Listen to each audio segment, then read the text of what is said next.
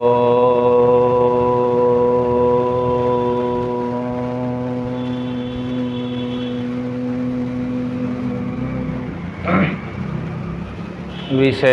चल रहा है भली भांति ईश्वर का ध्यान करें।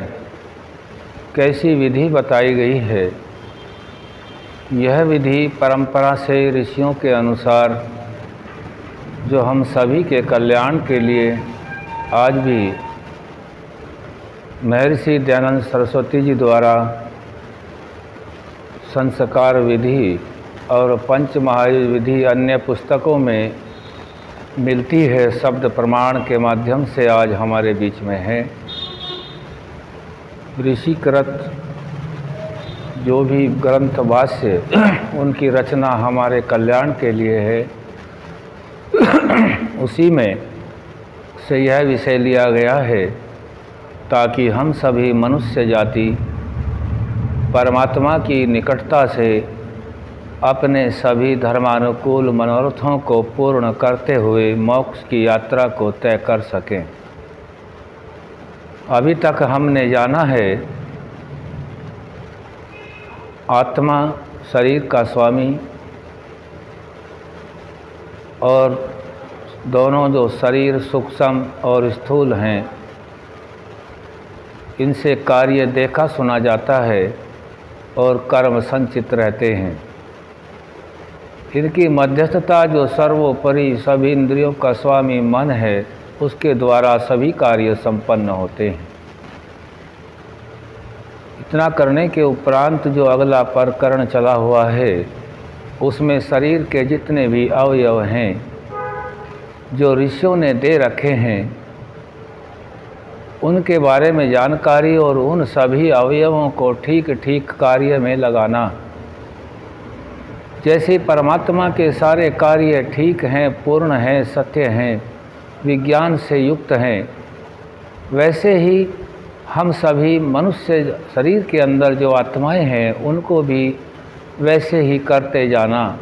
यही ईश्वर की भली भांति ध्यान करने की विधि हमारे बीच में ऋषियों ने दे रखी है। आज का प्रकरण है, हमने ओम कंठः। जैसे हमने जाना ओम वाक वाक, ओम प्राण प्राण है, ओम चक्षु चक्षु, ओम श्रोत्रम श्रोत्रम, ओम नाभि, यहाँ तक हमने जाना है। ओम हृदयम, ये 6 जितने भी कर्म बनते हैं इनके बारे में जाना है। इनको जानकर के ठीक ठीक कार्य में लगाना और इनका हम सभी को यथावत ज्ञान होना, उस ज्ञान के आधार पर ही इनको ठीक हम चला सकते हैं। आज का विषय है ओम कंठः, कि परमपिता परमात्मा ने हम सभी आत्माओं को जो शरीर रूपी साधन दे रखा है, इसमें एक अंग है ओम कंठः। कंठ कहते हैं गले को। यहाँ प्राण अपान के बाद उदान प्राण रहता है कंठ में। जिस उदान प्राण का कार्य होता है, जहाँ बल और पराक्रम होता है, जिस उदान प्राण के कारण ही अन्न पान आदि को खींचा जाता है। जैसे हम सभी देखते हैं, जब कंठ में जहाँ नीचे को वो छोटी जीभ कहते हैं दिखाई देने वाला है, वहाँ कोई पदार्थ यदि चला जाता है तो वह प्राण उसको स्वयं ही खींच लेता है। बचपन में कोई गोली आदि बच्चे खेलते हैं या कोई छोटा सिक्का रख लेते हैं, तो वह बिना किसी प्रयास के ही वहाँ से स्वतः ही अंदर, अगर वहाँ तक वह पहुँच जाता है तो वह उस प्राण के कारण ही अंदर पहुँच सकता है। यहाँ बल और पराक्रम होता है। गले के 2 कार्य होते हैं, श्वास का और बोलने का भी कार्य होता है। अर्थात वाणी में बहुत बड़ा कार्य कंठ के द्वारा होता है। वाणी को मधुर भी बनाया जा सकता है, कठोर भी बनाया जा सकता है। यह एक अभ्यास का विषय है। अधिकतर तो देखने में आता है कि वाणी बहुत प्रयास से शुद्ध होती है। ये कोई सरल काम तो नहीं है। जिसकी वाणी जैसी होती है उसमें परिवर्तन बहुत अभ्यास के बाद लाया जा सकता है। वाणी जितनी मधुर होगी और जितनी सत्य होगी, प्रिय होगी, हितकारी होगी, उतना ही कल्याण उस आत्मा का तो है ही, अन्यों का कितना हो वो उनके ऊपर निर्भर करता है।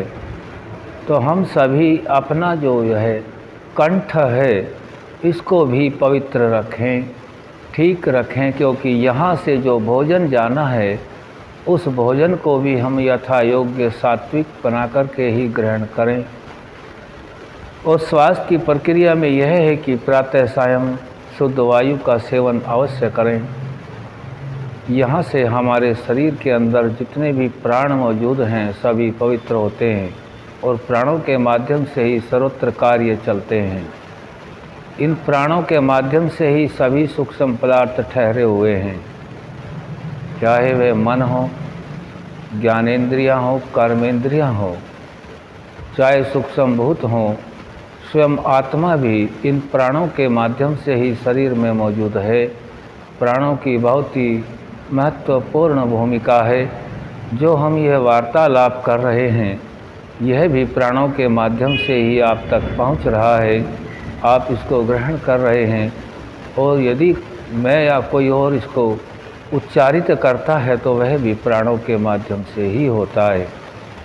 प्राण की महत्वपूर्ण भूमिका है और कंठ इसमें सहायक है। कंठ पवित्र हो, मधुर हो, सदा हुआ हो और कंठ के अंदर जल, भोजन, जो भी पदार्थ यहाँ से जाना है उसको ठीक जांच परख करके ही अंदर जाना चाहिए, क्योंकि यह जीव है उदान प्राण के पास पहुँच जाता है तो फिर वापस आना संभव नहीं है। कुछ क्रियाएं हैं जो उसकी अति होने पर वापस लाया जा सकता है। यह सभी साधारण मनुष्यों का कार्य नहीं है। केवल जो बहुत उच्च कोटि के योगी होते हैं वे ही इसको वापस कर सकते हैं। इसीलिए हम सभी को यह जानना अति आवश्यक है कि जो कंठ है यह कोई साधारण भी नहीं है।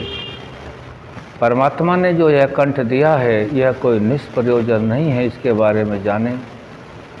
और कंठ जितने भी अंग दिए हैं इन सभी अंगों को बारी बारी से जैसे हम कर्म से समझते जा रहे हैं, ईश्वर को भली भांति तभी समझा जा सकता है। इन सभी से हम यथा योग्य व्यवहार तो लें, लेकिन ध्यान करते वक्त इनको हम शांत रखें। आज थोड़ा सा सूक्ष्मता से हमने ओम कंठ के विषय में जाना। आगे का विषय फिर रखेंगे। ओम शम।